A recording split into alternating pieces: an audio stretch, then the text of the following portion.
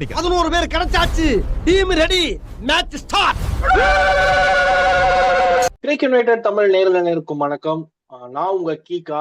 So இன்னைக்கு WPL season 4 உடைய டே 4 5வது போட்டி முடிவடைஞ்சிருக்கு. யாருக்கு நடுவில் பார்த்துட்டீங்கன்னா RCB வர்சஸ் யூபி வாரியர்ஸுக்கு நடுவில். அந்த மேட்சை பத்தி தான் இன்னைக்கு டிஸ்கஸ் பண்ண போறோம். யார் கூடனா நம்ம SPD ப்ரோ கூட. வணக்கம் ப்ரோ. வணக்கம் ப்ரோ. ஸோ ஆக்சுவலா இன்னைக்கு பார்த்துட்டீங்கன்னா WPL இந்த சீசன்ல ஒரு கம்ப்ளீட் ஒன் சைடர் கேம் அப்படின்னு சொல்லலாம். இதுக்கு முன்னாடி ஒரு கேம் இருந்துச்சு, MI vs DC. அது கூட ஓரளவுக்கு நம்ம பார்த்தோம். ஒரு கம்ப்ளீட் டபுள் சைடு ஒன் சைடரா இல்லாம இருந்த ஒரு மேட்ச் தான். பட் இன்னைக்கு full and full RCB dominated UP Warriors அப்படிங்கிற மாதிரி தான் நம்ம சொல்லணும். அதை பத்தி நம்ம இன்னைக்கு ஃபுல்லா பேசுவோம். ஃபர்ஸ்ட் ஆஃப் ஆல் நான் யூபி வாரியர்ஸ் இருந்து நான் ஆரம்பிக்கிறேன். நான் யூபி வாரியர்ஸுக்கு என்னதான் ஆச்சு, ஏன்னா ஒரு நல்ல லைனப், ஒரு ஸ்ட்ராங்கான லைனப் கொண்டு வந்தாங்க.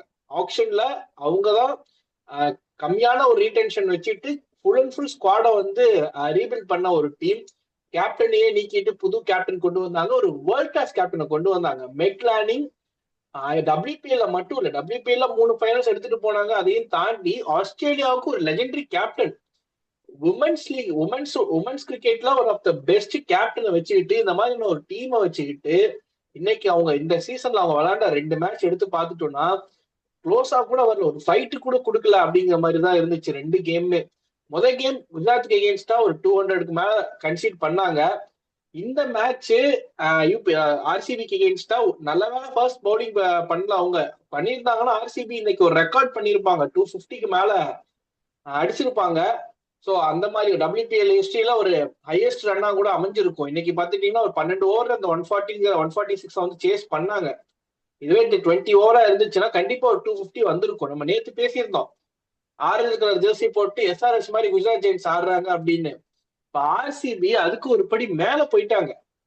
நான் இன்னொரு விஷயம் இந்த இடத்துல உங்கள்கிட்ட ஒரு சின்ன ஸ்டாட் ஒன்று நான் பார்த்தேன். உமன்ஸ் கிரிக்கெட்ல ஹையஸ்ட் ஸ்கோர் எவ்வளோ அப்படிங்கறது பார்த்தோம். ஒருவேளை இன்னைக்கு 20 ஓவர் மேட்சா இருந்துச்சுன்னா அந்த ஸ்கோரை பீட் பண்ணிருப்பாங்களோ அப்படிங்கிற ஒரு ஈகர்ல நான் அந்த ஒரு ஸ்டாட் ஒன்று பார்த்தேன். நீங்க சும்மா கெஸ் பண்ணுங்க, உமன்ஸ் T20 கிரிக்கெட்ல ஹையஸ்ட் ரன்ஸ் அடிச்ச டீம் அப்புறம் கெஸ் பண்ணுவோம். ஹையஸ்ட் ரன்ஸ் எவ்வளவு அடிக்கப்பட்டுச்சு ஒரு இன்னிங்ஸ்ல ஒரு டீம்? WPL இல்ல ஓவரால் உமன்ஸ் கிரிக்கெட்லயா? ஓவரால் உமன்ஸ் T20 இன்டர்நேஷனல் இல்ல, T20 கிரிக்கெட்ல ஒரு 260 இருக்குமா? 250 260 சும்மா ஒரு குறிப்பு இந்த ரேஞ்சுக்குள்ள இருக்கும் அப்படி கெஸ் பண்ணுங்க. அப்படின்னா ஒரு 240ல இருந்து ஒரு 250. இல்ல ப்ரோ, இன்னும் கொஞ்சம் மேல. அது இன்னும் மேலனா இதுதான் 280 தான். இல்ல இன்னும் மேல நீங்க ரொம்ப கம்மியா இருக்கீங்க. அப்படா எப்ப பார்த்தாலும் மென்ஸை விட உமன்ஸ் தான் அதிகம் அடிப்பாங்க. 320? இல்ல, இது வந்து ஆக்சுவலா இன்னும் கம்மியா இருக்கு. என்னப்பா 450? 467. அப்பா 20 ஓவர்ல. ஆனா நான் ஒண்ணு சொல்லவா, நான் கிரிக்கெட் கேம் விளையாடும். எனக்கு ஒரு கேம் ஃபெனட்டிக், அதுவும் கிரிக்கெட் கேம்னா அவ்வளவு ஒரு உயிர் எனக்கு. நான் எவ்வளவுதான் முக்கி 20 ஓவர் விளையாடினாலும் என்னால 320 தாண்ட முடியாது. அதிகபட்ச ஸ்கோரே 314 தான் எடுத்திருக்கிறேன் மீடியம் மோடுல. அதுவும் மீடியம் மோடுல அடிச்ச டீமை கெஸ் பண்ணுங்க. இன்டர்நேஷனல் டீம்னா நீ சொல்ற அளவுக்குன்னு பார்த்தா ஏதோ ஒரு பாவப்பட்ட டீம் மாட்டி இருக்கு. அதை போட்டு ஏதோ ஒரு மகளிர் டீம் துவச்சு இருக்குது. நியூசிலாந்தா? எனக்கு இன்னும் நியூசிலாந்தா இந்த வேலையை பார்க்கணும் ஒரு சந்தேகம். இன்னொரு க்ளூ தரேன். நம்ம வாய்ப்பு இல்ல, புரியல. இன்னொரு நம்ம கிடையாது, பாகிஸ்தான் கிடையாது. பாகிஸ்தான் சத்தியமா இருக்காது. ஏன்னா அதை மட்டும் நான் அடிச்சு சொல்லுவேன். நம்ம அந்த மாதிரி இருந்தா நம்ம இந்நேரம் நியூஸ்ல வந்துருக்கோம். டெஸ்ட் பிளேயிங் நேஷன் கிடையாது. அடிச்ச டீமும் டெஸ்ட் பிளேயிங் நேஷன் கிடையாது. அடி வாங்கின டீமும் டெஸ்ட் பிளேயிங் நேஷன் கிடையாதுன்னு எனக்கு தெரியும். அடிச்ச டீம் தான் இந்த டெஸ்ட் பிளேயிங் நேஷன்னா யாரா இருக்கும்? அயர்லாந்து எல்லாம் வராது. இந்த இட்டலி அந்த மாதிரி யூரோப் டீமா? இல்ல அவங்க இன்னும் ஆக்சுவலா இந்த வேர்ல்ட் கப் குவாலிஃபிகேஷன் இதெல்லாம் பக்கத்துல கூட வராத ஒரு டீம் தான். நான் இன்னொரு க்ளூ தரேன் உங்களுக்கு. இது கொஞ்சம் கஷ்டமான விஷயம் தான், ஏன்னா இப்ப கிரிக்கெட் எல்லா நேஷனும் ஆட ஆரம்பிச்சுட்டாங்க. தாய்லாண்டா? இல்ல ஃபுட்பால்ல இந்த டீம் வந்து டாப்ல இருக்க ஒரு டீம். சரி, கான்டினென்ட். எனக்கு கான்டினென்ட் இருந்தா தான் கொஞ்சமாச்சும் என்னால கெஸ் பண்ண முடியும். ஏன்னா ஊறப்பட்ட டீம் வந்து கான்டினென்ட் போயிட்டீங்கன்னா ஈஸியா கண்டுபிடிச்சிருவீங்களே. அர்ஜென்டினாவா? அடி வாங்கினது அர்ஜென்டினா அர்ஜென்டினான்னு நினைக்கிறேன். அடிச்சது யுஎஸ்ஏவா? அடிச்சதே அந்த அர்ஜென்டினா தாங்க. அப்படியா? நாடு தருது அர்ஜென்டினாவா அடிச்சது? அர்ஜென்டினா உமன்ஸ் தான் அடிச்சிருக்காங்க. நானும் இன்னைக்கு ரெக்கார்டை பார்த்து ஷாக் ஆயிட்டேன். அடி வாங்கினது பக்கத்துல சிலி. அப்படியா? நான் மாத்தி நினைச்சேன் நானு. ஆனா நீ சொல்லும் போது எனக்கு வந்து அர்ஜென்டினா ஏதோ இதுல வந்து ஒரு ஈக்குவேஷன்ல வந்துருச்சுன்னு எனக்கு தெரிஞ்சு போச்சு. அடி வாங்கினதா அடிச்சதான்றது நான் மிஸ் பண்ணிட்டேன். அடிக்கிறாரு அவரு தான் அசால்ட் ஆறுமுகம் அப்படிங்கிற மாதிரி அடிச்சதுதான் அர்ஜென்டினா. சிலியை போட்டு அடிச்சாங்க. ஆக்சுவலா 460 467 தான் நினைக்கிறேன். அந்த இவங்க மேட்ச் 40 ரன் 60 ரன்ல அவுட் ஆனாங்கன்னு நினைக்கிறேன். இவங்க எவ்வளவு அடிச்சாங்க? கம்மியா தான் அடிச்சாங்க. சிலி 63 ரன்ல அவுட் ஆவாங்க. 300 சம்திங் மார்ஜின்ல. 467 420 430. ஏன்னா 300 சம்திங்ல தான் வின் பண்ணுவாங்க வின்னிங் மார்ஜின்ல. அதே மாதிரி அந்த மேட்ச்ல 73 ரன்ஸ் சிலி அடிச்சது 63 ரன். அவங்க போட்டு கொடுத்த எக்ஸ்ட்ராஸ் 73 அந்த மேட்ச்ல. அதுல ஒரே ஒரு விக்கெட் தான் லாஸ் ஆயிருப்பாங்க. ஓப்பனிங் பேட்டர் ஒருத்தவங்க 169, இன்னொருத்தவங்க 145, இன்னொருத்தவங்க வந்து ஒன் டவுன்ல வந்த பேட்டர் 73 சம்திங் எடுத்திருப்பாங்க. 73 எக்ஸ்ட்ராஸ் போட்டிருப்பாங்க. திரும்ப போல்ட் பண்ண வந்து 63 ரனுக்கு போல்ட் பண்ணியிருப்பாங்க. அந்த சீரீஸ் ஃபுல்லாவே எல்லா மேட்சுமே சிலிக்கு அகேன்ஸ்ட் அர்ஜென்டினா 300 பிளஸ் ஸ்கோர் பண்ணாங்க. அந்த சீரீஸ்ல 3 மேட்ச் சீரீஸ்லயே கிட்டத்தட்ட 1000 ரன்ஸுக்கு மேல அடிச்சாங்க அர்ஜென்டினா. ஸோ இது one of the world record, யாருக்குமே தெரியாது. நானும் ஈகரா வெயிட் பண்ண பார்த்தேன். ஒரு 260 270 இருக்கும். ஒருவேளை 20 ஓவரா இருந்தா நான் ஷோல சொல்லான்ட்டு வந்தேன். இந்த ரெக்கார்டே பீட் பண்ணிருப்பாங்க அப்படின்னு சொல்லான்ட்டு வந்தேன். போய் ரெக்கார்டை பார்த்தோம்னா தான் தெரியுது 420 ரன் அடிச்சு வச்சிருக்காங்க. இன்னைக்கு எப்படி பீட் பண்ணிருக்க முடியாது. பட் ஸ்டில் இன்னைக்கு ஆர்சிபி பேட் பண்ண அது வந்து நம்ம வந்து எல்லாமே வந்து அபிஷியலைஸ்டான கேம்ஸ்ன்ற ஒரு காரணத்தாலதான் அது ரெக்கார்டா இருக்கு. ஸ்டாண்டர்ட் படி பார்த்தா அந்த ஒரு ஸ்டாண்டர்டுக்கு வரவே முடியாது. இப்படின்னு பார்த்தா T20ல வந்து இந்தியாவை விட 344 ரன் அடிச்சிருக்கு ஜிம்பாவே. அதுதான் ரெக்கார்டா இருக்கு. ஜிம்பாவேவா என்ன டீம்னு தெரியல, ஏதோ ஒரு டீம் 344 அடிச்சிருக்கு. ஆனா ஸ்டாண்டர்ட் வைஸா பார்த்தா இந்தியா பங்களாதேஷ் கிட்ட அடிச்ச 297 தான் எப்பயுமே டாப்பா இருக்கும். அதுதான் டாப் ஸ்கோரா இது இருக்கணும். அந்த ஒரு ஸ்டாண்டர்டைஸ்டுன்ற ஒரு ஃபார்மேட்டிங் இல்ல. இங்கதான் வந்து இதுவா ஐசிசி கன்சிடர் பண்ணணும். இப்ப வந்து ரஞ்சி டிராஃபில எல்லாம் வந்து எலைட் குரூப்ஸ் இருக்குது, பிளேட் குரூப்ஸ் இருக்குதுன்னு. இவங்க அடிக்கிற ரெக்கார்ட்ஸ் வந்து பிளேட் ரெக்கார்ட்ஸ் ஆகும். டெஸ்ட் பிளேயிங் நேஷன்ஸ் அந்த ஒரு 2025ல இருக்குதுல்ல, அந்த டீம்ஸ்குள்ள அடிக்கிறது எல்லாமே அதை வந்து நீங்க வந்து எலைட் ரெக்கார்ட்ஸ் ஆகும் கன்சிடர் பண்ணணும். இது ஒரு ஹை டைமா பண்ணணும். ஏன்னா ரொம்ப நாளா இது வந்து இருக்குது. இப்போ ஒரு காம்படிட்டிவ் இதுலன்னு போகும்போது இப்ப இந்த மாதிரி ரெக்கார்ட்ஸை வச்சு நீங்க சின்ன பசங்களுக்கு குவிஸா நீங்க நடத்துறதுக்கு ஓகே. ஓவரால் இதுலன்னு பார்க்கும்போது நமக்கும் ஒரு மாதிரி கன்ஃபியூசிங்கா இருக்கும். இவெல்லாம் இருக்கிறானான்ற மாதிரியான டவுட்டுகள் வரும். இது வந்து அந்த மாதிரி இந்த ரெக்கார்ட் நீங்க பாத்துட்டீங்கன்னா 2018 வரைக்குமே ஐசிசி இந்த அசோசியேட் நேஷன் T20க்கு ஒரு ஸ்டேட்டஸ் கொடுத்திருந்தாங்க. டெஸ்ட் ஸ்டேட்டஸ், ஓடி ஸ்டேட்டஸ் மாதிரி T20க்கு ஒரு ஸ்டேட்டஸ் கொடுத்திருந்தாங்க ஐசிசி. அந்த 2018க்கு அப்புறம் T20 ஸ்டேட்டஸ் வந்து கேன்சல் பண்ணிட்டு இன்டர்நேஷனல்ல விளையாடுற எல்லா மேட்சஸுமே T20 மேட்சஸ் தான் கன்சிடர் பண்ணாங்க. அதுக்கப்புறம் பண்ணப்பட்ட ரெக்கார்ட்ஸ் தான் இந்த ரெக்கார்ட்ஸ் எல்லாமே. ஸோ அதனாலதான் இந்த ஒரு விஷயம், ஏன்னா கிரிக்கெட்டை வந்து குளோபலைஸ் பண்ணணும் அப்படிங்கிற ஒரு எண்ணத்துல ஐசிசி இந்த மாதிரியான விஷயங்களை கிரியேட் பண்ணாங்க. பட் ஃபார்ச்சுனேட்லி தெரியல. பட் இந்த மாதிரியான சில ரெக்கார்ட்ஸ் எல்லாம் இப்ப நீங்க டாப் ரெக்கார்ட்ஸ் இந்த மாதிரி ரெக்கார்ட்ஸ் எல்லாம் எடுத்து பார்த்துட்டீங்க, ஹையர் ஸ்கோரு, லோ ஸ்கோரு, இந்த ரெக்கார்ட்ஸ் எல்லாம் எடுத்து பார்த்துட்டீங்கன்னா உங்களுக்கு எந்த டீம்னே தெரியாத ஒரு டீம்ஸ் தான் இந்த மாதிரியான ரெக்கார்ட்ஸ் பண்ணியிருப்பாங்க.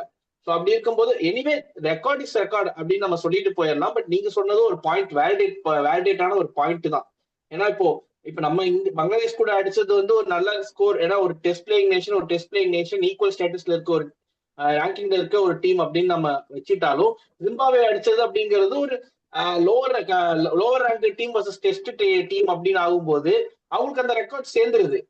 பைரவே ஒரு 20 வருஷம் கழிச்சு இந்த ரெக்கார்டை எடுத்து பார்த்துட்டாங்கன்னா நம்ம இந்த நம்பர்ஸை மட்டும் பார்ப்போம். யாரு ஹையஸ்ட் ரன் ஸ்கோர் எந்த டீம் அடிச்சிருக்காங்க, ஜிம்பாப்வே அடிச்சிருக்காங்க.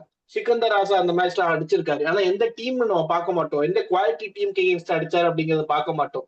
நீங்க சொல்றது ஒரு வேலிடேட்டான ஒரு பாயிண்ட். ஐசிசி நீங்க சொன்ன மாதிரி இந்த ரஞ்சி டிராஃபில இந்த பிளேட் குரூப் எலைட் குரூப்னு பிரிச்ச மாதிரி இந்த ரெக்கார்ட்ஸ் வச்சுக்கோங்க. இந்த ஒரு செட் ஆஃப் டீம்ஸ்க்கு எகேன்ஸ்டா ஆடுறத வந்து ஒரு ஃபேஸ் ஆஃப் ரெக்கார்டு வச்சுக்கோங்க. இந்த டாப் கிளாஸ் டீம்ஸ் ஆடும்போது ஒரு ரெக்கார்டை வச்சுக்கோங்க அப்படிங்கிறது ஒரு நல்ல கன்சிடரேஷனா இருக்கும். ஸோ பார்ப்போம் என்ன பண்றாங்க அப்படின்னு. பட் 2018க்கு அப்புறம் தான் இந்த இந்த ப்ராசஸ் நமக்கு வந்துச்சு. நீங்க இந்த ஓடிஐ எல்லாம் எடுத்து பார்த்துட்டீங்கன்னா இந்த மாதிரி ரெக்கார்ட்ஸ் கன்ஃபியூசிங்கா இருக்கு. அது உங்களுக்கு ஸ்டாண்டர்டா இருக்கும். ஏன்னா quality side versus quality side தான் ஆடுறாங்க அப்படிங்கிறது. ஸோ நம்ம அப்படியே மேட்ச்குள்ள போயிருவோம். இன்னைக்கு ஆர்சிபி வர்சஸ் யூபி. மகளிர் மட்டம் விட்டுட்டு நம்ம வந்து காஃபி வித் கிரிக்கெட்டுக்கு ப்ரோமோ பண்ணிட்டு இருக்கோம். வாங்க. இல்ல நீங்க சொல்லிட்டீங்க, நான் ப்ரோமோ பண்ணிட்டு வந்துடுறேன் ஒரு 1 மினிட். ஆக்சுவலா கைஸ், வர 18ஆம் தேதியில இருந்து நாங்க புது ஷோவும் ஸ்டார்ட் பண்றோம் கிரிக் யுனைடெட் தமிழ்ல, காபி வித் கிரிக்கெட் அப்படின்னு. வாரம் கிரிக்கெட்ல என்ன நடக்குது இந்த மாதிரியான இன்ட்ரெஸ்டிங்கான விஷயங்களை நாங்க அங்க பேசுவோம். அதுக்கு அப்படியே பேச்சுவாக்குல அப்படியே போயிட்டோம், அந்த ஷோக்கு போயிட்டோம். அந்த ஷோல நம்ம இதை பத்தி இன்னும் டீட்டெயிலா பேசுவோம். இதோட இன்னும் இன்ட்ரெஸ்டிங்கா இருக்கும். சில விஷயங்கள்லாம் எடுத்துட்டு வரோம். இந்த வாரம் நடந்தது, ரெக்கார்ட்ஸ் என்ன இருக்கு அப்படிங்கறதெல்லாம் எடுத்து அலசி ஆராய்ஞ்சு ஒரு கேஷுவல் டிஸ்கஷன் மாதிரி, நம்ம ப்ரொஃபஷனலா இல்லாம கேஷுவலா அங்க நாங்க எடுத்துட்டு வரோம். So let's move on to this match, UP Warriors versus RCB. ஆனா உங்கள்கிட்ட ஃபர்ஸ்ட் கேட்க வந்த கொஸ்டினே அதுதான். மெக்லானிங் நம்ம அன்னைக்கும் பேசியிருந்தோம், மெக்லானிக்கு என்னதான் ஆச்சு? ஏன்னா பேட்டிங்கும் அவங்க ஆக்சுவலா பாத்தீங்கன்னா ஆஸ்திரேலியால இருந்து ரிட்டையர் ஆனதுக்கு அப்புறம் பிக் பேஷ் நல்லா தான் விளையாண்டாங்க. இந்த வருஷமும் WPL அந்த ஒரு ஃபார்ம் தான் கேரி அவுட் பண்ணிட்டு வராங்க. அப்படிங்கும் போது எல்லாருமே எக்ஸ்பெக்ட் பண்ணாங்க பேட்டிங்கும் நல்லா இருக்கும் அப்படின்னு. அண்ட் ஒரு கிளாஸ் கேப்டன் நம்ம சொல்லவே வேண்டாம். உமன்ஸ் கிரிக்கெட்ல ஒரு டாப் கிளாஸ் கேப்டன், WPL மட்டும் இல்ல, வேர்ல்ட் கிரிக்கெட் உமன்ஸ் கிரிக்கெட்லயே அவங்க வந்து அவங்களுடைய லெவலே வேற அப்படிங்கிற மாதிரியான ஒரு கேப்டன் தான். பட் இங்க அவங்களுடைய பேட்டிங்க்கு என்னாச்சு அப்படின்னு தெரியல. அதே மாதிரி அவங்களுடைய கேப்டன்ஷிப், ஃபீல்ட் செட்டப்பா இருக்கட்டும், பவுலிங் ரொட்டேஷனா இருக்கட்டும், 2 மேட்சுமே கிட்டத்தட்ட 10 ஓவருக்கு மேல கன்சிடர் பண்ணியிருக்காங்க. இந்த வருஷத்துக்கு இப்போதைக்கு இருக்க கரண்ட் ஸ்டேட்டஸ் படி பார்த்தா யூபி வாரியர்ஸ் மட்டும்தான் அந்த டீம் வித் கன்சர்ன் மாதிரி தெரியுது. டெல்லி கேபிட்டல்ஸ் கூட 2 மேட்ச் ஓரளவுக்கு சின்ன ஒரு ஃபைட் கொடுத்தாங்க அப்படிங்கிற மாதிரி நம்ம கன்சிடர் பண்ணாலும், யூபி வாரியர்ஸ் நிலைமை அதை விட மோசமா இருக்கு அப்படிங்கிற மாதிரி தான் நம்ம பார்க்க வேண்டியதா இருக்கு. ஸோ என்னதான் ஆச்சு யூபி வாரியர்ஸுக்கு, அண்ட் ஆல்சோ மெக்லானிக்கும் என்ன ஆச்சு? அவங்க ஒரு கலெக்டிவ் டீமா ஒரு கலெக்டிவ் பர்ஃபார்மன்ஸ் கொடுக்க மாட்டாங்க. அதே மாதிரி ஒரு கேம் அவேர்னஸ் இல்லாத மாதிரி எனக்கு ஒரு ஃபீலிங் இருக்குது யூபி வாரியர்ஸ் கிட்ட. கலெக்டிவா அவங்க கிட்ட இருந்து ஒரு பர்ஃபார்மன்ஸ் வரமாட்டது. இன்னொன்னு பேட்டிங் ஷஃபிளும் உடனே பண்ணிட்டாங்க. நான் இதை எதிர்பார்க்கவே இல்லை. கிரண் அவரே போன மேட்ச் வந்து டிசப்பாயிண்டிங்கா அவுட் ஆயிட்டாங்க. ஒரு ரன் கொடுக்க மாட்டாங்க. முதல் மேட்ச் அமலியாக்கர் வந்து 15 பாலுக்கு 4 ரன் அடிச்சிருந்தாங்க எம்ஐல.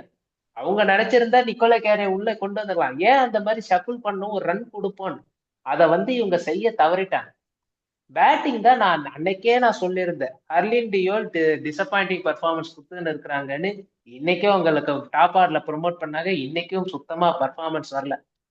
இவங்க வந்து UP Warriors missing Pratika Rawal lot. அவங்க நினைச்சு கேம்பிள் தான் நினைச்சு எடுத்துட்டாங்க. ஆனா இப்ப பிரதிகா ராவல் டீம்ல இருந்தா நல்லா இருக்குமோன்னு அவங்களுக்கு ஃபீல் பண்றாங்க. அதை நம்ம எதுவும் தவிர்க்க முடியாது. இப்ப வந்து அப்ப எடுக்கும்போது ஃபுல்லி ஃபிட்டா இருந்து இப்ப இன்ஜுரி ஆயிருந்தாலும் ஒன்றும் பண்ண முடியாது, தவிர்க்க முடியாத ஒரு ரீசன்ஸ் தான். அவங்களுக்கு இந்தியன் பேட்ஸ்மேன்ஸ் கை கொடுக்க மாட்டாங்க. இன்னைக்கும் பாருங்களேன், அவங்களுக்கு வந்து இவர் ஹர்லின் சரியா ஆடல, இவங்க பின்னாடி வந்து ஸ்வேதா சராவத் ஒழுங்கா ஆடல, கிரண் நாகரே சரியா ஆடல. ஆல்சோ இன்னைக்கு வந்து ஒரு குரூஷியல் டைம்ஸ்ல எல்லாம் விக்கெட்டை விட்டுக்கினே இருந்தாங்க. இந்த டைம்ல நீங்க இந்த ஷாட் போயே ஆகணுமான்ற மாதிரி. ஏன்னா பிபி லிச்ஃபீல்ட் அவுட் ஆனது வந்து ஒன்னும் particularly not a great ball. அந்த பாலுக்கு அவுட் ஆகணும்ன்ற அவசியமே கிடையாது, நீங்க நின்று ஆடி இருக்கலாம். ஆனா நீங்க கையில கேட்ச் கொடுத்தீங்க. சிமிலர்லி கிரண் நாகரேவும் அதே மாதிரி கையில கேட்ச் கொடுத்துட்டு போனாங்க. ஒரு கேம் அவேர்னஸ் இல்லாத மாதிரி இருந்துச்சு. ஒரு 50-2 இருந்து நீங்க 50-5 நீங்க விடுறதுன்னும் போது உங்களுக்கு அந்த அவேர்னஸ், கேம் அவேர்னஸ் மிஸ் ஆகுதோ அப்படின்ற மாதிரி எனக்கு தோணுச்சு. பவுலிங் பக்கம் வந்தா லாட் ஆஃப் லூஸ் சர்வீஸ் கொடுக்குறாங்க. ஆல்ரெடி இவங்க வந்து இவங்க மேட்ச் தான் தீப்தி சர்மா எடுத்துன்னு வந்தாங்க. கேஸ் ஹாரிஸ் அவங்களுக்கு செட்லே ஆகும் பால்லே தெரிஞ்சு போச்சு. இந்த சேஸ் ஆர்சிபி பக்கம் தான் கோணல் முற்றும் கோணல் மாதிரி முதல்ல இருந்தே அடிக்க ஆரம்பிச்சிட்டாங்க. இவங்களுக்கும் ஒன்றும் க்ளூ இல்லை, மீதி வந்தவங்களும் க்ளூலெஸ்ஸா போட ஆரம்பிச்சிட்டாங்க. ஒரு கட்டத்துக்கு மேல் லூஸ் சரின்னு கொடுக்க ஆரம்பிச்சிட்டாங்க. ஒரு கலெக்டிவான பர்ஃபார்மன்ஸ் பேட்டிங்ல இல்ல, பவுலிங்ல இல்ல, ஃபீல்டிங்ல இல்ல. பெரிய தலைவலி யூபி வாரியர்ஸுக்கு அன்பார்ச்சுனேட்டா. மெக்லானிங் பக்கம் வந்தோம்னா, மெக்லானிக்கு இப்ப மனசுல என்ன ஓடும்னா, மன்னன் படத்துல இவங்க கவுண்டமணி சொல்லுவாரு தலைவர்கிட்ட, நான் இங்க வந்ததே தப்பு, பேசாத நான் எங்கேயாவது நான் பிபிஎல் பக்கமே நான் ஓடி இருக்கணும், இவங்கிட்ட நான் வந்து மாட்டிக்கினேன் அந்த மாதிரி சொல்லின்னு இருப்பாங்க அவங்க. பாவம் அவங்களால என்ன பண்ண முடியும்? அவங்களும் நம்பிதான் கொடுக்குறாங்க. இப்ப ஒரு 5வது ஓவர்ல டாட்டின் ஓவர் நம்ம எடுத்துப்போம். அடி பிரிச்சு எடுத்துன்னு இருக்கிறாங்க. அவங்க என்ன பண்ண முடியும்? ஒரு கட்டத்துக்கு மேல டாட்டின்ட்டு, ஏம்மா எப்படியாவது போடு, உனக்கு ஏதாவது ஃபீல்டிங் நான் வேணா வைக்கிறேன். என்ன பண்ணணும்? ஏன்னா டாட்டிங்னும் மைண்ட் அப்படியே போயிடுச்சு. அவங்க ஃப்ரஸ்ட்ரேட் ஆயிட்டாங்க அடிச்ச அடிக்கு. மைண்டே அவங்க சுத்தமா வேலை செய்யாத மாதிரி ஒரு ஸ்டேட்டுக்கு போயிடுவாங்க. இப்ப நம்ம ஸ்ட்ரீட் கிரிக்கெட்ல டேய் எப்படி போட்டாலும் அடிக்கிறான்டா, எதையாவது பண்ணி இந்த ஓவர ஓட்டிடணுன்ற அந்த மைண்ட் செட்டுக்கு அவங்க வந்துட்டாங்க டாட்டின். உங்களால எதுவுமே பண்ண முடியல. கேட்ச் கேட்சிங் இது ஃபீல்டிங் ரொம்ப ஸ்லாப்பியா இருந்துச்சு ஃபீல்டிங். அர்லிண்டியோல கடைசியா வந்து ஒரு கைக்கு வர சிட்டரை விடுறாங்க. இதெல்லாம் எந்த அளவுக்கு அக்செப்ட் பண்ண முடியும்? அவங்கள மாதிரியான எக்ஸ்பீரியன்ஸ் இந்தியன் பிளேயர் இந்த மாதிரி ஒரு மிஸ்டேக் பண்றது. Also good collective fielder. அவங்க நல்ல ஃபீல்டர் உண்மையிலே. அவங்க வந்து பேட்டிங் நம்ம கிரிட்டிசைஸ் பண்ணாலும் ஒரு ஃபீல்டிங்லயாவது அவங்க ஏதாவது பண்ணின்னு இருப்பாங்க. இன்னைக்கு அதையும் அவங்க மிஸ் பண்ணிட்டாங்க. அதுதான் யூபி வாரியர்ஸ் டீம் கலெக்டிவா இல்ல, not in state of mind. இந்த ஒரு அவங்க வந்து மாரல் டே டவுனா இருக்கிறாங்க. அதுதான் பர்ஃபார்மன்ஸ்ல வந்து இம்பாக்ட் பண்ணுது. பெரிய task ahead for UP Warriors. இவங்களுக்கும் 25% ஆஃப் த சீசன் ஓவர்ன்றதை விட இவங்களோட ஸ்டேட்ல பார்க்கும்போது எக்ஸ்ட்ரா 10% சீசன் ஓவர் ஆன மாதிரி இப்போதைக்கு தெரியுறாங்க. இங்க இருந்து எப்படி கோப்பப் பண்ணி அந்த டாப் 3 பிடிக்க போறாங்கன்னு எனக்கு தெரியல. இங்க இருக்கிற கோச் அபிஷேக் நாயர் தான் இல்ல முடிச்சிடுறேன். இங்க இருக்கிற கோச் அபிஷேக் நாயர் தான் அடுத்து ஏப்ரல் மாசம் கொல்கத்தா நைட் ரைடர்ஸுக்கு போய் ஆகணும். அங்கேயும் இதே மாதிரி ஒரு மேஜர் ரீவாம் போட வராங்க. இதோட சிக்னிபிகண்ட் இம்பாக்ட் அங்கேயும் அந்த கேம்ப்லயும் ஒரு மாதிரி ஒரு அண்ட்ரஸ் பண்ணிக்கினே இருக்கும் அபிஷேக் நாயரோட இங்க இருக்கிற பர்ஃபார்மன்சஸ்னால. கொஞ்சம் முழிச்சுக்கணும் அபிஷேக் நாயரும் சரி, யூபி வாரியர்ஸும் சரி.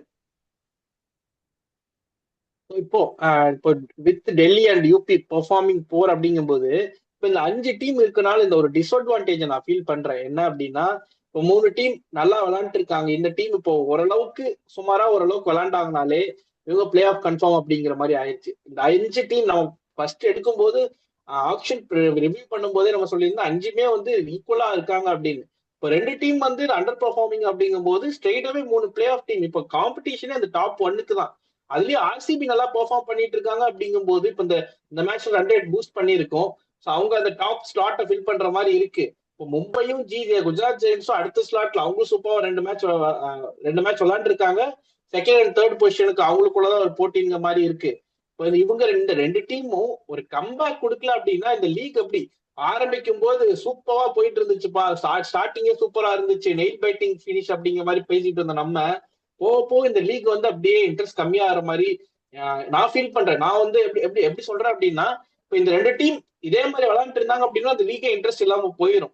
கடைசி வரைக்கும் இந்த லீக் ஒரு என்னதான் ஒரு நல்ல பெர்ஃபார்மன்ஸ் நம்ம எக்ஸ்பெக்ட் பண்ணி இருந்தாலும் ஆடியன்ஸ் இன்னொரு விஷயத்த என்ன எக்ஸ்பெக்ட் பண்ணுவாங்க அப்படின்னா கடைசி வரைக்கும் போய் இந்த நெட் ரன் ரேட் ஐபிஎல் எல்லாம் நம்ம பார்ப்போம். கடைசி 4 மணிக்கு அடிச்சு புறந்துட்டு இருப்பாங்க 3-4 டீம்ஸ் கட்டி உருண்டுட்டு இருப்பாங்க. அந்த மாதிரியான ஒரு என்டர்டைன்மெண்ட் கடைசி வரைக்கும் இருந்துச்சு அப்படின்னா தான் இந்த லீக் வந்து ஒரு என்டர்டைன்மெண்ட் பர்பஸ்ல வந்து சூப்பரா இருக்கும். அதை வந்து இந்த லீக் மிஸ் ஆயிட்டு போகுதோ அப்படிங்கிற மாதிரி தோணுது. With the performance of UP Warriors Delhi கூட இன்னொரு சான்ஸ் இருக்க மாதிரி நான் ஒரு பாக்குறேன். கம்பேக் கொடுத்துருவாங்க அப்படின்னு. யூபி வாரியர்ஸ் இப்படி பெர்ஃபார்ம் பண்ணும்போது முதல் 2 மேட்ச்ல நமக்கு தெரியுது ஸோ எப்படி போவாங்க அப்படிங்கறத பார்க்கலாம். இன்னும் ஒரே ஒரு ஹோப் என்னன்னா அந்த லீக் பண்றது மெக்லானிங் இருக்காங்க அப்படிங்கிற ஒரு ரீசன் திரும்ப அந்த டீம் எப்படியாச்சும் எடுத்துருவாங்க. நீங்க சொன்ன இன்னொரு பாயிண்ட் அபிஷேக் நாயர் ஒரு குட் கோச், ஒரு குட் மென்டர் அவர். ஸோ அவர் இந்த டீமை வந்து ஒரு டேர்ன் அரவுண்ட் பண்ணி எடுத்துட்டு வருவாரு வித் மெக்லானிங் அப்படிங்கிறது எனக்கு ஒரு நம்பிக்கை இருக்கு. ஸோ பார்ப்போம். அங்கிருந்து அப்படியே ஆர்சிபி சைடு நவருவோம். RCB back to back wins. 2 மேட்சுமே ஒரு மேட்ச் வந்து கடைசி வரை எடுத்துட்டு போனாங்க. பட் ஸ்டில் அவங்க பவுலிங் டாமினேட் பண்ணாங்க மும்பை இந்தியன்ஸ் அகெயின்ஸ்டா. இந்த match completely with both the ball and bat dominating தான். மும்பை இந்தியன்ஸ் அகெயின்ஸ்டா பேட்டிங்லயே அவங்க ஃபர்ஸ்ட் 3 ஓவர் டாமினேட் பண்ணாங்க. அதுக்கப்புறம் தான் மும்பை இந்தியன்ஸ் கேம்குள்ள கொண்டு வந்து மும்பை இந்தியன்ஸ் சைடு எடுத்துட்டு போனாங்க. With batting depth they have அவங்க அந்த கேமை சீல் பண்ணிட்டு போயிட்டாங்க. பட் இந்த மேட்ச் பேட்டிங் விடவே இல்லை. கீழே நாங்க டாப் ஆர்டரே நாங்க பினிஷ் பண்றோம் 146 ரன்ல என்ன ரன் என்ன டார்கெட் 12 ஓவர்ல முடிக்கணும் அப்படிங்கிற மாதிரி முடிச்சு போயிட்டே இருந்தாங்க. இந்த விஷயத்துல SA20 இந்த 6 டீம் இருந்தாலும் ஒரு இன்ட்ரெஸ்ட் எப்படி SA20 கொடுக்குறாங்க அப்படின்னா நீங்க வந்து 75% 1.25 நெட் ரன் ரேட்ல நீங்க வின் பண்ணிட்டீங்க அப்படின்னா அந்த மேட்ச்ல எக்ஸ்ட்ரா ஒரு போனஸ் பாயிண்ட் கிடைக்கும் SA20. அந்த சிஸ்டம் 50 ரன்னுக்கு மேல 15 ரன்னுக்கு 15 ஓவருக்குள்ள சேஸ் பண்றதும் 50 ரன்னுக்கு மேல டிஃபெண்ட் பண்ணாலோ அதுதான் அந்த 1.25 ரேஷியோ வரும்னு நினைக்கிறேன். எஸ். அப்படி இருக்கும்போது ஒரு போனஸ் பாயிண்ட் ஒன்று கொடுப்பாங்க ஒரு SA20. Bonus point. எஸ், அந்த ஒரு போனஸ் பாயிண்ட் அப்படிங்கிறது லீக் எப்படி வேணாலும் மாத்தலாம். நீங்க இப்போ ஒரு மேட்ச் வின் பண்ணா 4 பாயிண்ட் அங்க. இப்ப 4 மேட்ச் வின் பண்ணி 4 மேட்ச் போய் நீங்க போனஸ் எடுத்துட்டீங்க அப்படின்னா ஒரு மேட்ச் எக்ஸ்ட்ரா வின் பண்றதுக்கு சமம் அங்க. அப்படி அந்த மாதிரியான ஒரு ரேஞ்ச் அது இன்னுமே கொஞ்சம் இன்ட்ரெஸ்டா கூட்டும். ஏன்னா இப்போ ஒரு இந்த மாதிரியான ஒரு சேஸ் எல்லாம் ஆச்சு அப்படின்னா அந்த டீமுக்கு ஒரு எக்ஸ்ட்ரா பாயிண்ட், இப்போ அவங்களுக்கு ஒரு அட்வான்டேஜ் டாப் 1ல முடிக்கிறதுக்கோ இல்ல பிளே ஆஃப் போறதுக்கோ அப்படிங்கிறது. மற்ற டீம் ஒரு சில மேட்சஸ் எல்லாம் இந்த டீம் கால்குலேட் பண்ணி ஆடுவாங்க. அந்த நெட் ரன் ரேட் கால்குலேஷன் நம்ம எடுத்துட்டு வந்த கடைசி நாள் வரைக்கும் போச்சுன்னா அந்த நெட் ரன் ரேட்டை கால்குலேட் பண்ணி டீம் ஆடுவாங்க அப்படின்னு. இப்போ மேட்சுக்கு மேட்ச் இந்த நெட் ரன் ரேட்டை கால்குலேட் பண்ணி ஆடுற மாதிரியான ஸ்ட்ராட்டஜிஸ் எல்லாம் உள்ள வரும். 5 டீம் தான் இருக்கு அப்படிங்கும் போது இந்த மாதிரியான விஷயங்கள் நல்லா ஆடுற டீமுக்கு ஒரு அட்வான்டேஜ். நல்லா ஆடாத ஒரு டீமுக்கு ஓகே இவங்களை வந்து இந்த ஒரு போனஸ் பாயிண்ட் எடுக்க விடாம தடுப்போம்னு சொல்லிட்டு இப்ப இந்த மேட்ச் ஒரு 10-11 ஓவர் 8 ஓவர் இந்த மேட்ச் முடிஞ்சிச்சு அப்படின்னு வச்சுப்போம். இழுத்து பிடிப்பாங்க. இந்த ஒரு போனஸ் பாயிண்ட் நான் தரமாட்டேன், அது வந்து எனக்கு லீக்ல ஏதோ ஒரு ஸ்டேஜ்ல ஹெல்ப் பண்ணும் அப்படின்னு சொல்லிட்டு இழுத்து பிடிப்பாங்க. ஸோ அந்த மாதிரியான விஷயங்கள் WPL கொண்டு வரலாம் அப்படிங்கிறது தோணுது. வித் 5 டீம்ஸ் போட்டு காம்பீட் பண்றதால இன்னும் ஒரு இன்ட்ரெஸ்ட கூட்டுவோமே அப்படிங்கிற ஒரு வகையில அதெல்லாம் கொண்டு வரலாம். நல்லா இருக்கும், ஃபியூச்சர்ல எடுப்பாங்க அப்படின்னு நினைக்கிறேன். திரும்ப நம்ம RCB சைடு வருவோம். ஃபர்ஸ்ட் நான் RCB-யோடைய பவுலிங்கை நான் எடுத்துக்கிறேன். லாரன் பெல் ஆக்சுவலா அவங்க வந்து ரேணுகா சிங்க லெட் தெம் கோ அப்படின்னு விட்டுட்டாங்க. அவங்களும் அந்த ஸ்விங் சூப்பரா போடுவாங்க. ஸோ அவங்கள வந்து விட்டுட்டாங்களே அப்படின்னு நினைக்கும் போது நான் அவங்கள விட இன்னும் ஸ்விங் பண்ணக்கூடிய ஒரு இங்கிலாந்து ஃபாஸ்ட் பவுலர் எடுத்துட்டு வரேன் அப்படின்னு லாரன் பெல்லுக்கு பிட் பண்ணாங்க, சண்டை போட்டாங்க. யாரு கூட? மும்பை இந்தியன்ஸ் கூட. மும்பை இந்தியன்ஸ் கிட்ட பெரிய பர்ஸ் இல்ல, அமிலியாக்கு இருக்கு, அவங்க போயிட்டாங்க அப்படின்னு தெரிஞ்ச உடனே லாரன் பெல்ல அடிச்சு இந்த சைடு கூட்டிட்டு வந்தாங்க. ஸ்விங் அவங்க பாத்துட்டீங்கன்னா இந்த சைடு அந்த சைடும் அவருடைய ஆவரேஜ் ஸ்விங் அப்படிங்கிறது 1.25 டிகிரிஸுக்கு மேல. போன மேட்ச் எல்லாம் ஃபர்ஸ்ட் ஓவர் இந்த நியூ பால்ல 1.5க்கு மேல ஸ்விங் பண்ணிக்கிட்டே இருந்தாங்க. இன்னைக்கும் அதே தான் பண்ணிட்டு இருந்தாங்க. பேட்டர்ஸ் பவர் பிளே செட்டில் ஆகவே விடல. இன்னொரு ஃபேக்ட் என்னன்னா இவங்க பவர் பிளேல போட்ட 4 ஓவர்ல கன்சீட் பண்ண ரன்ஸ் 8 தான். With an economy of 2, 70% of dot balls போட்டிருக்காங்க. இதுல Mumbai Indians against 11 dot balls போட்டாங்க 12 பால்ல. இந்த மேட்ச்ல 8 பால்ஸும் 9 பால்ஸும் டாட் பால் போட்டாங்க. 8 பால்ஸ் போல் பண்ணாங்க டாட் பால் இந்த match against UP Warriors. Power பிளேல அவங்களுடைய பவுலிங் அப்படிங்கிறது பேட்டர்ஸ் பாலை மீட் பண்ண கூட முடியல, தொட கூட முடியல, அந்த அளவுக்கு ஒரு ஃபயரா போட்டுட்டு இருக்காங்க. லாரன் பெல் விக்கெட் காலம் நான் அட்ரஸ் பண்ணல, விக்கெட் காலமும் வந்துச்சுன்னு நினைக்கிறேன். ஐ திங்க் விக்கெட்ஸ் எடுத்தாங்கன்னு நினைக்கிறேன். பட் பவர் பிளேல விக்கெட் காலம் தான் நான் பார்க்கவே இல்லை. என்னுடைய காலம் மட்டும் எடுக்கிறாங்கன்னு நினைக்கிறேன். ஒரு விக்கெட்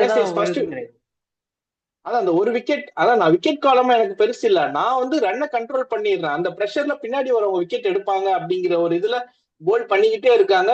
சும்மா ஃபயர் நெருப்பு மாதிரி இருக்கு அப்படிங்கிற மாதிரி தான் அவங்களுடைய பவுலிங் 2 மேட்ச்லயுமே இருந்திருக்கு. சோ நீங்க லாரன் பெல் இந்த கேஸ் இந்த RCB-யோடைய இந்த பவுலிங் யூனிட்ல Lauren Bell with new ball அந்த இடத்துல இந்த ரன் ஃப்ளோவை தடுத்துறாங்களோ அப்படிங்கிற மாதிரி நீங்க ஃபீல் பண்றீங்க? 2 மேட்ச் தான் ஆயிருக்கு, பட் இப்பவே நம்ம பார்த்துட்டு அவங்க எந்த மாதிரி போல் பண்ணுவாங்க அப்படிங்கிறது. சோ உங்களுடைய தாட்ஸ்? அதேதான். இப்ப நம்ம RCB-ல மென்ஸ் டீமுக்கு எப்படி ஹேசல்வுட்டோ அந்த மாதிரி உமன்ஸ் டீமுக்கு லாரன் பெல் அவங்க வந்து அப்படியே அந்த ஒரு ஸ்விங்க போட்டு மிரட்டி விடுறாங்க. இவங்க ஜட்ஜே பண்ண முடியல பேட்ஸ்மேனால. நம்மளே இருக்காலும் தடுமாறினாங்க. இன்னைக்கு வந்து ஹர்லிண்டியாலும் சுத்தமா அவங்களுக்கு பேட்ல படவே இல்லை. உடனே க்ளூலெஸ்ஸா தெரிய வச்சாங்க லாரன் பெல். அவங்களோட ஹைட் அட்வான்டேஜ், அவங்களோட பேஸ் பிளஸ் ஸ்விங், இந்த 3மே ஃபர்ஸ்ட் பேட்டிங் பண்றவங்களும் ஒரு மாதிரி நைட் மேரா இருக்கும். இந்த மாதிரியான ஒரு இதுல வந்து ஒரு 7:30 8 o'clock உங்க மும்பை கண்டிஷன் நார்மலாவே வாங்கடையில பாக்குறவங்களுக்கு தெரியும் மும்பையோட கண்டிஷன்ஸ் என்னன்னு. காத்து கொஞ்சம் சாதகமா இருந்துச்சுன்னா, உங்களுக்கு விண்டோட இது இல்லாம எஃபெக்ட் இல்லாம இருக்கும் போதுதான் உங்களுக்கு அந்த ஒரு ஸ்விங் கட்டாம். விண்டு இருந்துச்சுன்னா உங்களுக்கு ஆட்டோமேட்டிக்கா உங்களுக்கு வந்து அந்த ஒரு முதல் 4 ஓவர் நைட் மேர் ஓவரா தான் இருக்கும். அந்த நைட் மேர் ஓவரை 2 மேட்ச்லயும் பக்காவா யூட்டிலைஸ் பண்ணிக்கிறாங்க லாரன் பெல். இதே சமயம் இவங்களை வந்து உங்களுக்காக எப்படி அட்டாக் பண்றதுன்னு தெரியாம முழிச்சுக்கின்னு இருக்கிறாங்க. இது வந்து மத்தவங்களுக்கு ஒரு அட்வான்டேஜா போயிடுது. பின்னாடி வர பவுலர்ஸ் நதீம் டி கிளர்க்கு, இவங்க ஸ்ரேயங்கா பாட்டில். இன்னைக்கு ஸ்ரேயங்கா பாட்டில் ரொம்ப ஒரு வருஷம் கழிச்சு WPL மிஸ் பண்ணிட்டு இன்ஜுரி எல்லாம் தாண்டி இன்னைக்கு வந்தாங்க. வந்து பேக் டு பேக் விக்கெட்ஸ் எடுத்து கொடுத்தாங்க. இதுதான் வந்தனா நம்பி கையில கொடுத்தாங்க. நீ எனக்கு வந்து இன்னைக்கு நம்ம இதுல கமெண்ட்ரி பார்த்தவங்களுக்கு தெரியும். லிச்ஃபீல்ட் விக்கெட்டை நீ எடுத்து கொடுன்னு மந்தனா வந்து இவங்க கிட்ட பாலை கொடுத்தாங்க. இவங்க லிச்ஃபீல்ட் பிளஸ் மெக்லான் 2 பேரையும் அவுட் ஆக்கி கொடுத்துட்டு போனாங்க. போனஸா இந்த உனக்கு நீ மெக்லானிங்கே வச்சுக்கன்ற மாதிரி. அந்த ஒரு ட்ரஸ்ட் வந்து மெக்லானிங்க்கு கிடைக்க மாட்டுதோ. நீங்க சொல்லியிருந்தீங்க மெக்லானிங்கால ஏன் அந்த ஒரு எக்ஸ்ட்ராக்ட் பண்ண முடியலன்னு. இதுதான் ப்ராப்ளம். இப்ப நீங்க நம்பி ஒருத்தவங்க கிட்ட ஸ்ரேயங்கா கிட்ட கொடுத்தாங்கன்னா அந்த ஸ்ரேயங்கா வந்து ஃபுல்ஃபில் பண்ணி தராங்க. அது வந்து மெக்லானிக் பண்ண முடியல. இப்ப அவங்க நம்பி தீப்தி சர்மா கிட்ட கொடுத்தா முடியல. ஃபர்ஸ்ட் ஓவரால அவங்களால எதுவும் கண்டெய்னும் பண்ண முடியல, ரன்ஸும் கொடுத்தாங்க. இந்த மாதிரியான இஷ்யூஸ் இருக்குது. ஆர்சிபியோட பவுலிங் ரொம்ப த்ரெட்டனிங்கா இருக்குது. எலிசே பெரி இல்லாதது அவங்களுக்கு பிளெஸிங் இன் டிஸ்கைஸா நான் இப்ப பாக்குறேன். எலிசே பெரி இருந்திருந்தா லாரன் பால் உள்ள வந்திருப்பாங்களான்னு கேட்டா கொஸ்டின் மார்க் தான். இல்ல பெரி இருந்திருப்பாங்க. இல்லாதது. இல்ல ஆனா லின்சி யாராவது ஸ்மித் அவங்கள வெளியே எடுத்திருப்பாங்க. அது ஒரு ஸ்பின் ஆப்ஷனா தான் எடுத்துட்டு வந்தாங்க. மேபி அவங்க வெளியே போயிருக்கலாம். ராதா யாதவ் அவங்க யூஸ் பண்ணவே இல்லை. ஸோ அந்த ஒரு ஆப்ஷன், அந்த ஸ்பின் ஆப்ஷன் வந்து ராதா யாதவ் வச்சு எக்ஸ்ட்ராக்ட் பண்ணியிருப்பாங்க. ஸோ இப்படி இருக்கும் RCB team. But still Ellyse Perry இல்லாதது லின்சி ஸ்மித் அவங்களுமே சூப்பரா போல் பண்ணியிருந்தாங்க. எல்லாருமே சூப்பரா பண்ணியிருந்தாங்க. அந்த ஒரு 50 ஃபார் 5 அப்படியே கண்டெயின் பண்ணிட்டாக்க. இன்னும் ஆர்சிபி கிட்ட நான் இன்னும் ஒண்ணு பாக்குறது வந்து லோவர் ஆர்டரை வந்து ஃபுல்லா முடிச்சு விட மாட்டாங்க. எம்ஐ மேட்ச்ல 67 ஃபார் 4 கொண்டு வந்துட்டாங்க. அதுக்கப்புறம் 160 அடிக்க விட்டாங்க. இன்னைக்கு வந்து 50 ஃபார் 5ல இருந்து 140 அடிக்க விட்டுட்டாங்க. பின்னாடி வர்றவங்களுக்கு அந்த ஒரு ரூமை கொடுத்துட்றாங்களோன்ற மாதிரி எனக்கு தோணுது. இன்னும் டெத்ல, ஸ்பெஷலி டெத் ஓவர்ஸ்ல கொஞ்சம் கன்சர்னா இருக்குது. இப்ப நீங்க சொன்ன உங்க மாதிரி லாரன் அங்கதான் எலிஸ்பெரியை மிஸ் பண்றாங்க. அவங்க டெத் ஓவர்ல போல் பண்ணிடுவாங்க. டெத் ஓவர்ல போல் பண்ணி விக்கெட்ஸ் எடுத்து கொடுத்துருவாங்க. இப்ப டெத் ஓவர்ல போல் பண்றாங்க, விக்கெட் எடுத்துற போலர்ஸ் இன்னும் ஃபைண்ட் பண்ணலையோ அப்படிங்கிற மாதிரி தோணுது. டெத் ஓவர் தான் எனக்கு கொஞ்சம் பிரச்சனையா தெரியுது ஆர்சிபில. போன மேட்ச் எம்ஐ கிட்டே வந்து ஒரு 10 ரன்ஸ் பெர் ஓவர் கொடுத்தாங்க. இன்னைக்கும் 10 ரன்ஸ் பெர் ஓவர் கொடுத்துட்டாங்க. அதுதான் ஆர்சிபியோட இப்போதைக்கு இருக்கிற மேஜர் கன்சர்ன். நீங்க என்னதான் டெத் ஓவர்ஸ் கொடுத்துட்டாலும் சேசிங்ல வந்த உடனே இவங்க கிரேஸ் ஹாரிஸ் அடிக்கிற அடிலாம் பார்க்கும்போது சால்ட் அப்படியே ரிமைண்ட் பண்றாங்க. அங்க மென்ஸ்ல என்ன அந்த ஒரு 2 பேர் சால்ட் சொல்லிட்டு அவங்க என்ன பண்றாங்க, டிம் டேவிட், இவங்க 3 பேர் என்ன மென்ஷனா பண்ணாங்களோ அதை உமன்ஸுக்கு அப்படியே ஈக்குவலா ஒரு மிரர் இமேஜ் மாதிரி இவங்க நதீம் டிக்லருக்கு, லாரன் பேர்லு, அதுல கிரேஸ் ஹாரிஸ் 3 பேரும் பண்ணின்னு இருக்கிறாங்க. அந்த ஃபார்முலா தான் ஆர்சிபியோட சக்சஸ்ஃபுல்லா இருக்குது. பாப்போம் ஆர்சிபி இதை வச்சு எந்த அளவுக்கு புஷ் பண்றாங்கன்னு. ஆனா ஒரே ஒரு கன்சர்னு, டெத்து கொஞ்சம் வீக்கா இருக்கிற மாதிரி தெரியுது 2 மேட்சை அப்சர்வ் பண்ண வரைக்கும். யாராச்சும் ஒருத்தவங்க பவர் பிளே, இந்த மாதிரி பவர் பிளேல எல்லாம் விக்கெட் விடாம 8 ஓவருக்கு விக்கெட்டை விடாம நின்று ஆடிட்டு, குஜராத் ஜெயின்ஸ் எல்லாம் வர்றதெல்லாம் வந்து சும்மா இடி அடிக்கிற மாதிரி ஆளுங்க. அனுஷ்கா சர்மாவை நிக்க வச்சுக்கின்னு ஒரு விக்கெட் விட்டா பரவாயில்லன்னு இடி இறக்குவாங்க. அங்க வந்துட்டு நீங்க ஒரு விக்கெட் மட்டும் தான் 8 ஓவருக்கு எடுத்திருந்தாலும் அவங்க வந்து எய்ம் பண்றதே 230 தான். அந்த மாதிரி இருக்கு. அந்த சேலஞ்சை எப்படி இவங்க ஃபேஸ் பண்றாங்கன்னு பாக்கணும். பார்ப்போம். அது இன்னொரு விஷயம், ஸ்ட்ராட்டஜிஸா நான் போன மேட்ச் கிரேஸ் ஹாரிஸ் எப்படி யூஸ் பண்ணியிருந்தாங்க அப்படின்னு நான் சொல்லியிருந்தேன். இந்த இந்த இடத்துல Grace Harris and Smriti Mandhana இந்த காம்போ பார்த்துட்டீங்கன்னா, ஸ்மிருதி மந்தனாக்கு ஒரு சின்ன வீக்னஸ் இருக்கு. ஆஃப் ஸ்பின்னர் வந்தாங்க அப்படின்னா ஸ்மிருதி மந்தனா காலி அப்படிங்கிற மாதிரி தான் WPL சீசன் 1 இல்ல அதுக்கு முன்னாடி இருந்தே ஆஃப் ஸ்பின் வீக்னஸ் இருக்கு ஸ்மிருதி மந்தனாக்கு. எடுத்த உடனே இங்க தீப்தி சர்மாக்கு போலிங் கொடுத்தாங்க மெக்லானி. இந்த இடத்துல பிரில்லியண்டா ஸ்ட்ரைக்கு கிரேஸ் ஹாரிஸ் எடுத்துக்கிட்டாங்க. நான் டேக் ஆன் பண்றேன். இந்த இடத்துல தீப்தி சர்மா ஆஃப் ஸ்பின்னர் வந்தா, ஸ்பின்னர்ஸ் வந்தா நான் டேக் ஆன் பண்றேன். ஸ்மிருதி மந்தனா அந்த 140 150 ஸ்ட்ரைக் ரேட்லயே போயிட்டு இருந்தாங்க. அந்த ஸ்ட்ரைக் ரேட்டும் கூட 140 150 ஆனது பின்னாடி வந்து அடிச்சாங்க. பவர் பிளேல வந்து பாத்துட்டீங்கன்னா ஒரு 120 125 130 இந்த ஸ்ட்ரைக் ரேட் தான் ஸ்ட்ரைக் பண்ணிட்டு இருந்தாங்க ஸ்மிருதி மந்தனா. போன வருஷம் எல்லாம் பாத்துட்டீங்கன்னா ஒரு ஜார்ஜியா வால்ட் இருக்கும் போதோ இல்ல சோஃபி டெவைன் இருக்கும் போதோ ஒரு சைடு வந்து கவர் பண்ணி ஆடுறதுக்கு ஆளே இல்லாத மாதிரி இருந்துச்சு ஸ்மிருதி மந்தனாக்கு. இப்ப இந்த சைடு வந்து ஒரு ப்ரூட்டல் ஹிட்டர் கிரேஸ் ஹாரிஸ் நான் டேக் ஆன் பண்றேன், நீங்க நின்று ஆடுங்க. ஏன்னா ஸ்மிருதி மந்தனா பவர் பிளேவை தாண்டிட்டாங்க அப்படின்னா அவங்க வந்து வேற மாதிரி ஆடிடுவாங்க, வேற ரேஞ்சுக்கு போய் ஆடிடுவாங்க. அப்படிங்கும் போது பவர் பிளேல டேக் ஆன் பண்றதுக்கு ஸ்மிருதி மந்தனாவை கவர் பண்றதுக்கு இந்த வருஷம் கிரேஸ் ஹாரிஸ் அந்த அந்த ஒரு விஷயத்த சூப்பராகவே பண்ணிட்டு இருக்காங்க. போன மும்பை இந்தியன்ஸ் எகெயின்ஸ்டாவும் அவங்க நல்லா பண்ணியிருந்தாங்க. ஒரு சின்ன டச் பார்த்தோம், ஒரு கிளிம்ஸ் பார்த்தோம். இன்னைக்கு ஃபுல் அண்ட் ஃபுல் அவங்க டேக் கண்ட்ரோல், பவர் பிளே அவங்க கண்ட்ரோல் பண்ணிட்டாங்க. ஸோ இதுவுமே வந்து WPL ஒரு டெட்லி காம்போவா அமையறதுக்கான வாய்ப்பு இருக்கு. பவர் பிளேல இவங்க கிரேஸ் ஹாரிஸ் அடிச்சு கொடுத்துருவாங்க. பவர் பிளே முடிஞ்ச உடனே ஸ்மிருதி மந்தனா பவர் பிளேவை தாண்டிட்டாங்க அப்படின்னா அவங்க வேற ரேஞ்சுக்கு போய் ஆடுவாங்க. அப்படிங்கும் போது பவர் பிளேல ஒரு 70-80 தொடர்ந்து ஆர்சிபி கிளிக் பண்ணிட்டு வர்றதுக்கான வாய்ப்புகள் இருக்கு. மற்ற டீம்ஸ்க்கு என்ன கன்சர்ன்னா பவர் பிளேல இந்த பார்ட்னர்ஷிப்பை பிரேக் பண்றதுக்கு என்ன வழி அப்படிங்கறத பார்க்கணும், அதை எக்ஸிக்யூட் பண்ணணும். அப்படி இல்லை அப்படின்னா ஆர்சிபி வித் பவர் பிளே, எப்படி சொல்றது, மேட்சுக்கு மேட்ச் நீங்க ஒரு 60 ரன் 70 ரன் 80 ரன் 90 100 கூட வரலாம். இன்னுமே இந்த நல்லா போல்ட் பண்ணாங்க அப்படின்னா வர்றதுக்கான வாய்ப்பு இருக்கு. அண்ட் இந்த பவர் பிளே பத்தி பேசும்போது எனக்கு இன்னொரு விஷயமும் ஞாபகம் வருது. நீங்க மென்ஸ் ஆர்சிபியோடைய ஃபார்முலாவை சொன்னீங்க. அதுல வந்து இன்னொரு ஸ்ட்ராட்டஜிக்கல் ஃபார்முலாவை நான் இங்க எடுத்துட்டு வரேன். மென்ஸ் கிரிக்கெட்ல ஆர்சிபி இந்த இந்த ஐபிஎல் எப்படி வின் பண்ணாங்க அப்படின்னா, மென்ஸ் T20 ஃபார்மேட்ல இப்போ ரீசெண்டா ஒரு ஸ்ட்ராட்டஜி வந்து எவால்வ் ஆயிட்ட இருக்கு. என்னன்னா பவர் பிளேவை நீங்க வின் பண்ணிட்டீங்கன்னா மேட்சை நீங்க வின் பண்ணிடுவீங்க அப்படின்னு. 2 இன்னிங்ஸ்லயுமே ஆர்சிபி மென்ஸ் டீம் வந்து தினேஷ் கார்த்திக் அந்த ஒரு ஸ்ட்ராட்டஜி தான் யூஸ் பண்ணாரு. பவுலிங்ல பவர் பிளே நம்ம வந்து இழுத்து பிடிச்சி விக்கெட் எடுக்கிறோம், ரன்ஸை கண்ட்ரோல் பண்றோம். பேட்டிங்ல இடின்னு இடிக்கிறோம், 70 ரன் மினிமம் அடிக்கிறோம் அப்படிங்கிறது. இந்த உமன்ஸ் ஆர்சிபி டீமும் அதே தான் பண்றாங்க. பவுலிங்ல லாரன் பெல்ல வச்சு கண்ட்ரோல் பண்றாங்க, ரன்ஸே ஃப்ளோவா விடாம. இன்னொரு சைடு ஸ்பின்னரை கொண்டு வந்து பிரஷர் போட்டு விக்கெட் எடுக்கிறாங்க. நீங்க இந்த பவர் பிளே ஒத்து கவனிச்சீங்கன்னா தெரியும். 6 ஓவர்ஸ்ல இந்த ஒரு எண்ட்ல இருந்து லாரன் பெல் போடுறாங்க, இன்னொரு எண்ட்ல இருந்து ஸ்பின்னர் போடுறாங்க, லின்சி ஸ்மித்தும் ஸ்டேங்கா பாட்டிலும் போடுறாங்க. அப்படிங்கும் போது ஒரு எண்ட் நான் ரன்ஸை கண்ட்ரோல் பண்றேன், இன்னொரு எண்ட் பிரஷர், அந்த பிரஷர்ல நான் விக்கெட் எடுக்கிறேன். ஸோ பவுலிங்ல பவர் பிளே வின் பண்ணியாச்சு.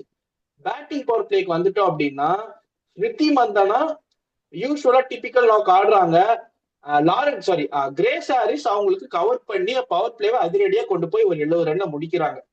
ஸோ இந்த ஒரு ஸ்ட்ராட்டஜி ஆர்சிபி மென்ஸ் டீம்ல இருந்து எடுத்துட்டு வந்து இங்க எக்ஸிக்யூட் பண்றாங்க. ஸோ இது ரொம்ப ரொம்ப டேஞ்சரஸ். ஆர்சிபி செகண்ட் டைட்டில் அடிக்கிறதுக்கான வாய்ப்புகளும் இருக்கு. இந்த ஃபார்முலாவை மற்ற டீம் பார்க்காம ஆர்சிபி கிட்ட தொடர்ந்து மேட்சஸ் லூஸ் பண்ணிட்டே இருந்தாங்கன்னா, ஏன்னா 22 மேட்ச் தான் இருக்கு, ஐபிஎல் மாதிரி பெரிய லாங் எல்லாம் கிடையாது. இதை கூடிய சீக்கிரம் இதை கண்டுபிடிச்சு அதை எப்படி சமாளிக்கிறது அப்படிங்கறத கண்டுபிடிச்சு ஆகணும். ஒரு மிகப்பெரிய கன்சர்ன், மற்ற டீம்ஸ்க்கெல்லாம் ஒரு மிகப்பெரிய தலைவலி காத்துட்டு இருக்கு. ஆர்சிபி இந்த ரேஞ்ச்ல போனாங்கன்னா அன்ஸ்டாப்பபிளா தான் இருப்பாங்க இந்த சீசன். நான் இன்னொரு ப்ரெடிக்ஷன் இங்க முன் வைக்கிறேன். ஒரு மும்பை இந்தியன்ஸ் ஃபேன் தான் அந்த ஜெர்சி போட்டிருக்கேன். பட் ஸ்டில் ஆர்சிபி டிராஃபி அடிக்கிறதுக்கான பொட்டன்ஷியல் எனக்கு இந்த 2 மேட்ச்ல தெரியுது. ஸோ நீங்க என்ன நினைக்கிறீங்க, இந்த ஆர்சிபி எப்படி இருக்க போறாங்க அடுத்த மேட்சஸ்ல? அண்ட் ஆல்சோ ஃபைனலா ஒரு சம்மரைசேஷன், யூபி வாரியர்ஸும் அடுத்த மேட்சஸ்ல என்ன பண்ணணும் அப்படின்னு கொடுத்துட்டு நம்ம அப்படியே வைண்ட் அப் பண்ணிக்கலாம். ஆர்சிபி த்ரெட்டனிங்கா தான் இருக்குது, both with bat and ball. நம்ம பவுலிங்க்கு ஒண்ணு சொல்லியிருந்தோம், 8வது ஓவருக்கு மேல இவங்களால விக்கெட் எடுக்கிறது கொஞ்சம் கஷ்டப்படுறாங்க, டெத்துல கொஞ்சம் கஷ்டப்படுறாங்கன்னு. நம்ம உத்து பார்த்தா ஆர்சிபி இதுல வந்து ஒரு சின்ன சைஸ்ல ஒரு ப்ராப்ளம் இருக்குது பேட்டிங்லயே. டாப்பு உங்களுக்கு வந்து கவர்ட் ஆயிடுச்சு, லைக் யார் சொல்றது, மந்தானா, கிரேஸ் ஹாரிசன். உங்க டெத்துல வந்து நதீம் டி கிளர்க், ரிச்சா கோஷ், ஷேங்கா பாட்டேல்லாம் வந்து உங்களை கவர் பண்ணி விட்டுருவாங்க. மிடில்ல யார் இருக்கிறா? நீங்க ஒரு சொல்லியிருந்தீங்க எலிஸ்பெரிய டெத்துக்கு எப்படி மிஸ் பண்றாங்களோ அந்த மாதிரி அந்த ஒரு நம்பர் 3 நம்பர் 4 இடத்துக்கும் இவங்க வந்து எலிஸ்பெரிய ஏதோ ஒரு வகையில பெரிய இவங்க மிஸ் பண்றாங்க. இந்தியன் பேட்டிங் மட்டும்தான் இருக்குது. தயாளன் ஏமலதா இருந்தாங்க, அப்புறம் வந்து இன்னைக்கு புதுசா கௌதமி நாயக் வந்தாங்க. அவங்க நான் ஃபீல்டிங் மட்டும்தான் அவங்கள பார்த்தேன். அதான் ஒரு ஸ்லாப்பி ஃபீல்டிங் ஒன்று பண்ணியிருந்தாங்க அன்பார்ச்சுனேட்டா. மற்றபடி இன்னைக்கு அவங்களுக்கு பேட்டிங் சான்ஸ் கிடைக்கல. இங்கேயும் ஒரு பிரச்சனை வருது. நம்ம ஃபர்ஸ்ட் சொல்லியிருந்தோம், 8 ஓவருக்கு ஒரு விக்கெட்டை மட்டும் ஆர்சிபி பவுலர்ஸால எடுக்க முடிஞ்சதுன்னா என்ன பண்ணுவாங்க, ட்ரபுள் ஆவாங்களோன்ற மாதிரி. அதேதான் இப்ப சப்போஸ் அன்பார்ச்சுனேட்டா கிரேஸ் ஹாரிஸ் வந்து எங்கேயாவது மாட்டிக்கினாங்க பவர் பிளேலயே, மந்தனாவால கேபிட்டலைஸ் பண்ண முடியல, ஒரு 35-2ன்ற மாதிரி சுச்சுவேஷன் வருதுன்னா ஹேமலதாவும் இவங்களும் டீமை வந்து ஸ்டெடி பண்ணி கொண்டு போவாங்களா? நீங்க அட்லீஸ்ட் ஒரு 6ல இருந்து ஒரு 11 ஓவர் 12 ஓவர் வரைக்கும் கொண்டு போய் ஆகணும். அதுக்கப்புறம் உங்களுக்கு பின்னாடி வந்து மீதி இருக்கிறவங்க பார்த்துப்பாங்க. அட்லீஸ்ட் 12 ஓவராது. ஆனா ஒர்ஸ்ட் கேஸ் சினாரியோ இவங்க 2 பேரும் நடைய கட்டின உடனே இவங்க 1 ஓவர் மட்டும் நின்று திருப்பி 5வது ஓவருக்கு ஒரு 7வது ஓவருக்குலாம் ரிச்சா கோஷ் வந்துட்டாங்கன்னா நதீம் டி கிளர்க்காக எந்த அளவுக்கு காப்பாற்ற முடியும்? அது ஒரு கேள்வி வருது. இன்னொன்னு ஆர்சிபி பேட்டிங் கொஞ்சம் ஷார்ட்டர் பேட்டிங் யூனிட் தான் வச்சு இருக்கிறாங்க, ஸ்குவாட் டெப்த்துக்கும் சரி எல்லாத்துக்குமே சரி. ஸோ அந்த ஒரு டாப் 4 டாப் 6 இருக்கு, அந்த ஒரு டாப் 6 இருக்குல்ல, 6 to 7 பிளேயர்ஸ், அதை நம்பி மட்டும்தான் ஆர்சிபி இருக்கிறாங்க. பேட்டிங் த்ரெட்டனிங்கா இருக்கிறாங்க. இந்த த்ரெட்டனிங்கான இது வந்து சின்ன சின்ன ஃபிளாஸ்ன்னு நம்ம சொல்றல, அந்த ஃபிளாஸ் எல்லாம் திடீர்னு என்னைக்காவது ஒரு நாக் அவுட் ஸ்டேஜ்லயோ ஒரு ஃபைனல்ஸ்லயோ வந்து நின்றுட்டா கொஞ்சம் கஷ்டப்படுவாங்க. இல்ல எனக்கு தெரிஞ்சு இன்னுமே எனக்கு ஒரு டவுட், ஏன்னா பூஜா வஸ்திரேக்கர் இன்னும் வெளியே இருக்காங்க. அவங்க எடுத்துட்டு வந்தா இன்னும் ஒரு பேட்டிங் டெப்த்தும் ஆகும். ஒரு நீங்க சொன்ன மாதிரி டெத் ஓவர் பவுலிங்கும் ஷார்ட் அவுட் ஆன மாதிரி நான் ஃபீல் பண்ணுவேன். ஆல்சோ இந்த பேட்டிங் டெப்த் கொடுப்பாங்க. ஸோ அந்த மாதிரி நான் பாக்குறேன். பட் ஏன்னு தெரியல. அண்ட் இன்னும் சில சில சில ஆஹ் சில விஷயங்கள் என்னன்னா நீங்க சொன்ன மாதிரி இந்த இந்தியன் கோர் தான் அவங்க கிட்ட இருக்கு.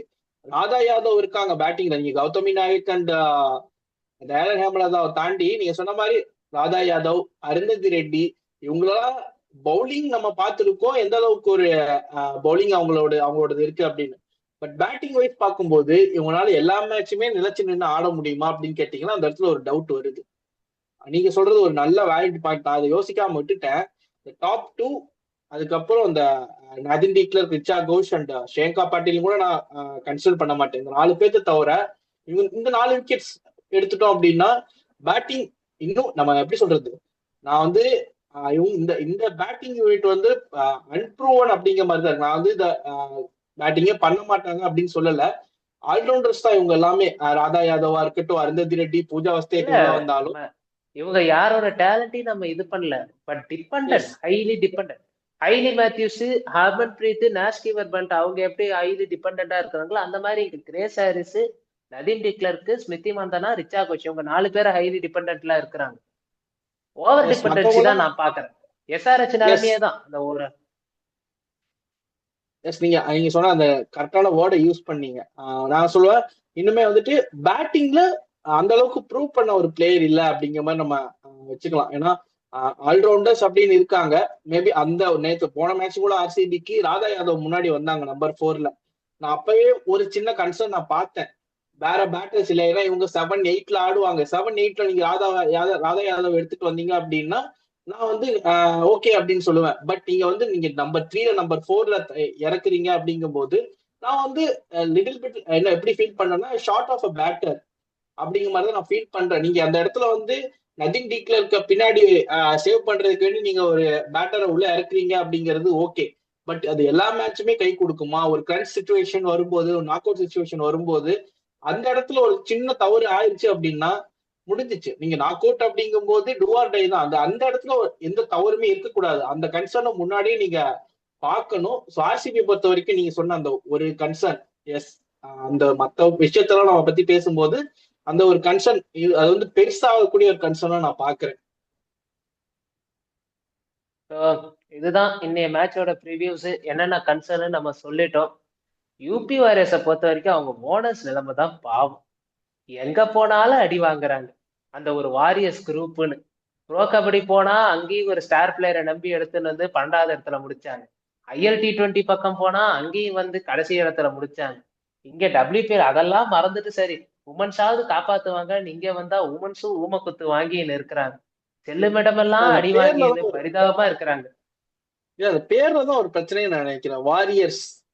நான் வந்து 2013க்கு போறேன். எதை சொல்றேன், எதை மீன் பண்றேன்னு உங்களுக்கு தெரியும். இந்த வாரியர்ஸ் அப்படின்னு பேர் வச்சாலே பிரச்சனை போல. தயவு செஞ்சு ஓனர்ஸ் பாத்துட்டீங்கன்னா இஸ்ன்னு முடியறதுல ஏதோ பஞ்சாயத்து இருக்கு போல. வாரியர்ஸ் இன்னொன்னு இஸ்ன்னு ஒரு டீம் சொல்லாதீங்க. அப்புறம் கமெண்ட் செக்ஷன்ல அப்புறம் நம்ம தலையை காட்ட முடியாது. நீ எந்த இஷ்ட சொல்ல வரீங்கன்னு தெரிஞ்சிச்சு. அந்த இஷ்ட நம்ம வச்சப்போம். நம்ம அது சீசன் அப்ப எடுத்துட்டு வருவோம். சோ ஓகே, பேரை மாத்துங்க ஃபர்ஸ்ட். பேரை மாத்தியும் வச்சாங்க. எஸ் வந்து இசட்டா மாத்தி வச்சாங்க. எந்த நேரம் இசட்டுன்னு மாத்தினாங்களோ அது கடைசி இடத்துல முடிஞ்சுன்னு இருக்குது அன்பார்ச்சுனேட்டா. So guys, jokes apart, so இன்னைக்கு மேட்ச் சிறப்பா அமைஞ்சது. ஆர்சிபி ஒரு டாமினேட்டிங் வின்னா இருந்தாலும் 2வது வின்ன போட்டிருக்காங்க. இந்த சீசனை மேற்கொண்டு நாங்க இப்படிதான் ஆட போறோம்னு காட்டியிருக்காங்க. And second loss for UP Warriors, அவங்களும் பவுன்ஸ் பேக் பண்ண வேண்டிய நிலைமையில இருக்காங்க. ஸோ இதே மாதிரி மற்ற மேட்சஸ் எல்லாம், அடுத்த வர மேட்சஸ் எல்லாம் பத்தி நம்ம ஒவ்வொரு நாளும் டிஸ்கஸ் பண்ணிட்டு இருக்கோம். உங்களுக்கே தெரியும் இன்னைக்கு டே 4 எல்லா மேட்சஸ் பத்தி நம்ம பேசியிருக்கோம். நாளைக்கு Mumbai Indians versus Gujarat Giants 2 match win பண்ண ஸ்ட்ரீக்கோட வராங்க. Gujarat Giants versus Mumbai Indians with 1 win and 1 loss. அந்த வின்னிங் மொமெண்டம் கண்டினியூ பண்ணணும்னு 2 டீமும் எதிர்பார்ப்பாங்க. அண்ட் ஆல்சோ குஜராத் ஜெயின்ஸுக்கு ஒரு இம்பார்ட்டன்டான மேட்ச், எல்லாம் ஃபார்ம்ல இருக்காங்க. Still they are yet to win match against Mumbai Indians in WPL. 3 சீசன்ல அவங்க வின் பண்ணதே கிடையாது. 7-0 அப்படின்னு மும்பை இந்தியன்ஸ் டாமினேட் பண்ணியிருக்காங்க. ஸோ நாளைக்கு என்ன பண்றாங்க, வரலாறு மாறுதா இல்ல மும்பை இந்தியன்ஸ் திரும்ப டாமினேட் பண்றாங்களா அப்படிங்கிறத நாளைக்கு பார்ப்போம். ஸோ நாளைக்கு வீடியோல உங்களை வந்து சந்திக்கிறோம். அது வரைக்கும் உங்களிடம் இருந்து விடைபெறுவது நான் கீகா, எஸ்பிடி. நன்றி, வணக்கம். நன்றி, வணக்கம்.